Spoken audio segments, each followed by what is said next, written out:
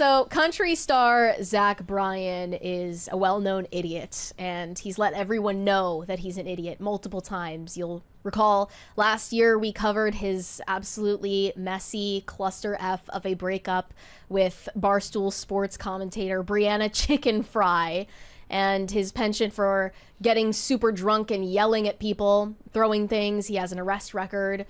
He looks about as stupid as he actually is and sounds. Not for nothing, he is talented, but cussed out the cops when he cussed out the cops when he got arrested and complained. It's actually this is one of my favorite double standards. From I guess this would happen to anybody who's like deep in the culture war and they just need any victory they can. They hate Morgan Wallen and call him a menace to society because he threw that chair off the roof. You know, somebody could have gotten killed when that happened. But then, first of all, did you ever see that video? Like when he's getting arrested, his song supposedly comes on the radio and he tells him to turn it up. I have no idea if that's real. Morgan Wallen? Yeah, Morgan Wallen. Oh. But then Zach Bryan gets arrested and yells at the cop, and they're like, "Look at him! He's not backing the blue. I love this guy." Yeah, they're all quite messy, regardless of their political affiliations. But also last year, Zach Bryan proved that he has no nuts because he posted drunkenly that he likes Kanye West's music more than Taylor Swift's music and gave her the middle finger. And then as soon as, predictably, the Swiftie fan base came after him and swarmed after him, he got scared and deactivated his Twitter account and then posted a long apology to Taylor Swift for being so disrespectful. So, yeah, he is pusillanimous, to say the least. But recently, he dropped this song called Bad News, which is essentially an ICE diss track. He released a country diss track against ICE officers and ICE raids. So here was the lyrics from his song. "Didn't wake up dead or in jail. Some out-of-town boy's been giving us hell. I got some bad news. I woke up missing you. My friends are all degenerates, but they're all I've got. The generational story of dropping the plot. I heard the cops came. Cocky MFers, ain't they? And ICE is gonna come bust down your door. Try and build a house no one builds no more, but I got a telephone. Kids are all scared and all alone. The bar stopped bumping, the rock stopped rolling, the middle finger's rising and it won't stop showing. Got some bad news, the fading of the red, white, and blue." Yeah. So, he feels like the identity of this nation is fading because people voted for foreigners who came here illegally to get removed. Yeah. If you guys want to watch like a startling culture shift, go watch any TV show from the early 2000s and see characters that play ICE agents that are just not like demonized or held in, you know who I feel bad for? I think I mentioned this here on IRL. I'm like, I feel bad for the people who just work in customs. Like the guy who's just checking your bags to make sure you're not bringing in like an illegal form of cheese. And the guy's like, "Look, I'm not deporting anybody. I'm like just checking to make sure that you're not shipping contraband to the country." And they've been tarred with this same brush that people have done for ICE agents that are actually enforcing new immigration policy. Not even new immigration policy, just actually enforcing the immigration policy that was always on the books but wasn't being upheld. Right. I have seen a lot of responses to these lyrics saying Zach Bryan is gonna FAFO because the fan base of country music, generally speaking, is right-leaning, or at least more right-leaning than other genres of music.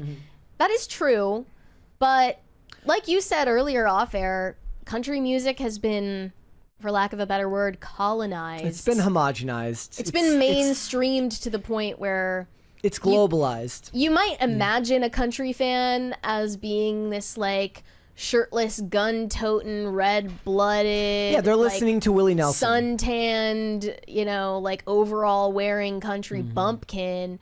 But in reality, that's just like normies are listening to country music. Like the reason this has happened, why country's become so ubiquitous, is just because like all the other white subcultures have like fallen apart, and country music and like broadly like country culture is like the last white subculture that's still like lasting. So a lot of white people all across the country, whether in the Midwest or like Long Island or whatever, that are middle class have just latched onto it because they see it as like the last subculture that is still like lasting, that can prevail for an extended period of time. Like everything else is falling apart, like the punk rock, like the Dago, like these sorts of things, they're all kind of gone.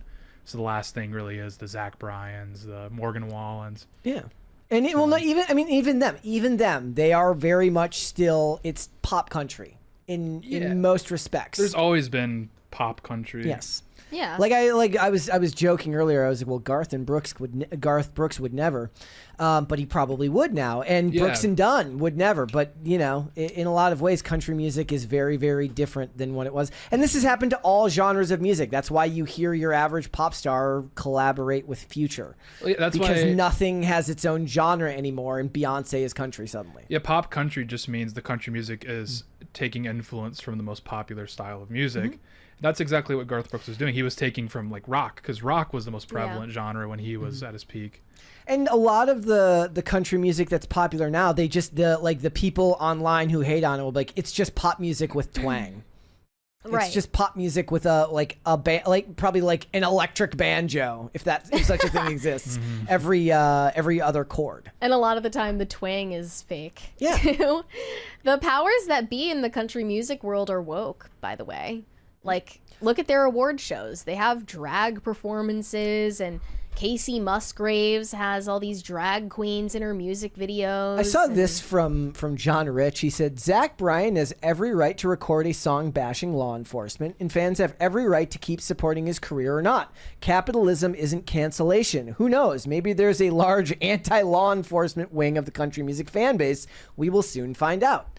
John Rich responded and said, Nashville is full of guys like this. Yeah. So one of the comments they said, we won the country vote. Like liberals being like, we won the country vote. It's like, no, these are the people who buy, the person's like, these are the people who buy like cowboy boots on Temu and Shein and wear it one time for the concert or Halloween, get a photo taken, and then never wear it again. That's not your average everyday country fan. But the country audience in general now, like you said, it doesn't survive just on people who are diehard country fans. It kind of exists in the same realm of like, there's a portion of that audience that are going to turn on, a Morgan Wallen song, and then they're going to put on a Future song right after that because they don't have a genre specific taste. It's just all pop to them. I think country's actually become like ubiquitous among like the middle class. Like it's at this point it's preeminent. It's not regional. It's this like I think the middle class white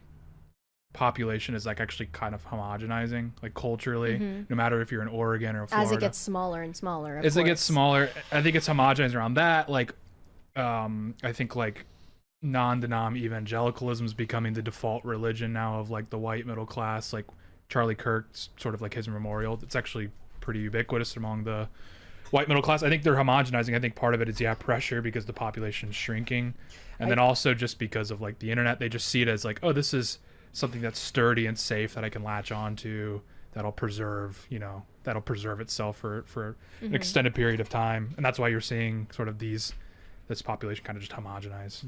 Like the lyrics of old just wouldn't have resonated with young people because it was like they were a certain type of like love ballad or song about heartbreak. It's a joke, right? Like there's whole channels, like AI channels. It's like AI song, like AI makes a country song, and they're always the same song over and over again. But they were actually lyrically very clever a lot of the time.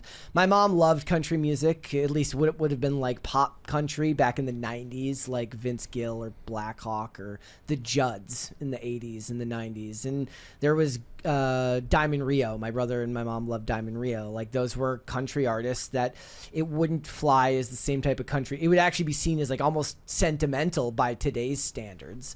But, it was in its own genre at the time.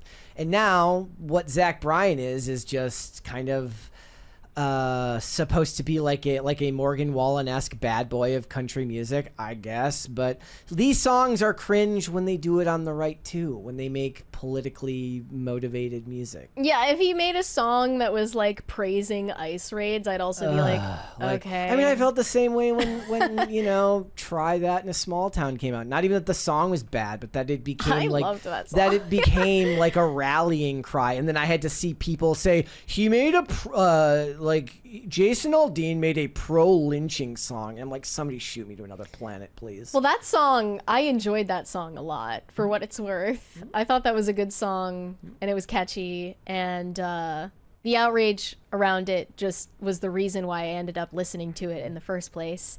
But what is this, ultimately? It's not a protest song. It's just Zach Bryan's pitiful attempt at trying to signal virtue because he is a well-known douchebag. He cheated on his wife. He has an arrest record. He's messy. He's an alcoholic from all appearances. He has no actual moral compass. This is a song that he put out because it's trendy right now to, you know, push back against the Trump administration. It's not reflective of anything that he actually believes on a foundational level. And it's in the people that he's preaching to here. It's like, did you guys see there was a panel from a Batman comic that was going viral on X yesterday, where I'm assuming it's from a newer panel from Batman, where Batman says to, like, I guess a bunch of corrupt cops, he goes, police brutality puts us on opposite sides, officers. Meanwhile, Batman just like brutally assaults every criminal. The point is that Batman would, you know, like people would be like, okay, Batman would hopefully, given that Gotham has always been corrupt, sans Jim Gordon and his job to clean up the police force, he would hold the cops to a higher standard. But the tweet that went viral said, I love this anti-police stance from Batman, which is not what it is. I mean, I haven't read the whole comic they're talking about here, but the point is Batman was always anti-corruption. So the point is they find something in pop culture that and conservatives do this too, it fits vaguely into their worldview. And they're like, I always like the cut of his jib. So now you can smile because the libs have to pretend to like Zach Bryan and Batman, when just the other year they were like, Batman's a fascist, and if you want to work at DC, you have to write 5 reasons why Batman's a fascist. You can just be. And last year they also were saying that Zach Bryan was some sort of like, he was like a domestic abuser. Because of, yeah, so you can take certain joy in your heart that those people will never be happy because they have to filter everything through the lens of, you know, whether this person fits into their worldview. He offered some crazy amount of money for Brianna Chicken Fry to sign an NDA about their relationship. Like, it was a lot. It was like many, many millions of dollars. And she turned it down just to go on a podcast and say that he's a drunk asshole. And then it disappeared after that, and no one nobody cared. Talked about it again. I was like, girl, I would have taken the money. He's not even she didn't even accuse him of like violence or anything. Like, he just sounded like a jerk. Thanks for watching. Listen to full episodes of Pop Culture Crisis on Spotify. Keep up with us on social media and make sure you subscribe and ring that bell so you never miss the show. Bye, guys.